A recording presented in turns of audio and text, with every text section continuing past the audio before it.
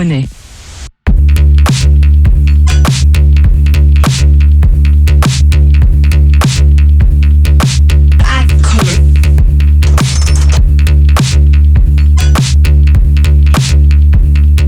This is the new OnePlus 10 Pro flagship that's arriving in India very soon. And you know what? Something is missing in this phone. I mean, if you remember in the past, OnePlus flagships were always super hyped, be it for things like dash charging or speedy performance, or even the Hasselblad branding last year. No matter what you say, OnePlus flagships were always hyped. On the other hand, there's this, the OnePlus 10 Pro, and there's no hype for this phone. Why? What exactly is this missing? Look, here's the new OnePlus 10 Pro in all its glory, and compared to the OnePlus 9 Pro, there are a few changes and upgrades, sort of. You'll know what I mean. The biggest debate when it comes to the new OnePlus 10 Pro is this design. Yes, this design which does remind me of the S21 Ultra. Honestly, it's kind of subjective and some of you might like this, but I'm personally not a big fan. I mean, I like this 9RT sort of silky matte glass finish on this phone, but I like the overall look of the 9RT more.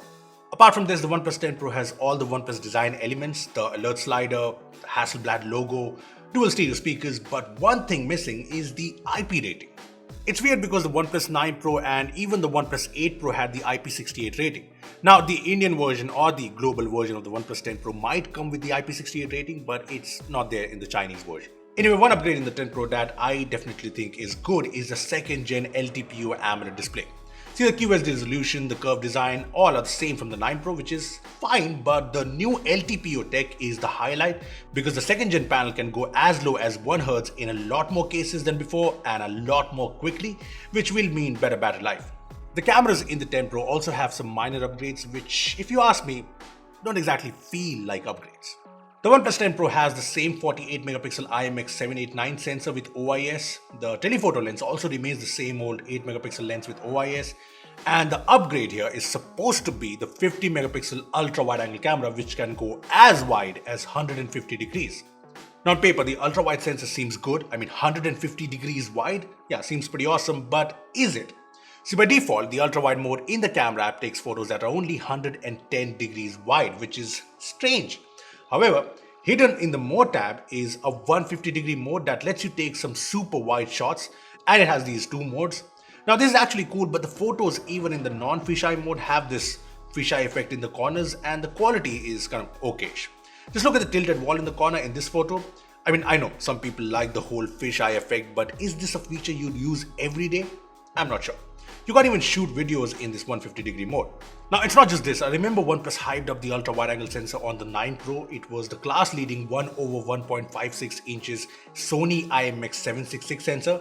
The OnePlus 10 Pro on the other hand has a new 50 megapixel sensor, a Samsung JN1 sensor that's a lot smaller in size at 1/2.76 inches. Now, theoretically, a bigger sensor captures more light, wider dynamic range, and lesser noise in low light. I mean, I took a few pictures from the 10 Pro and 9 Pro's ultra wide angle camera to get a better idea. And in most photos, I felt the 9 Pro's ultra wide angle shot looked a little sharper and more detailed. See, OnePlus might have gone with the Samsung JN1 ultra wide angle sensor for the 150 degree wide angle view, but with the default mode set to 110 degrees and with the smaller sensor size, it kind of defeats the whole purpose if you ask me. Another upgrade is the front camera, which is now a 32 megapixel IMX615 sensor compared to 16 megapixels on the 9 Pro. Now this is kind of fine, but it's strange that it's 2022 and OnePlus's flagship phone cannot shoot videos in 4K from the front camera. I mean, we use the iPhone a lot to shoot stories, reels and whatnot, and there are times when we need to shoot from the selfie camera and we always do it in either 4K 30 FPS or 4K 60 FPS. The new OnePlus 10 Pro's front camera only shoots up to 1080p 30 FPS, not even 60 FPS. This is surprising because it can shoot freaking 8K videos from the rear camera.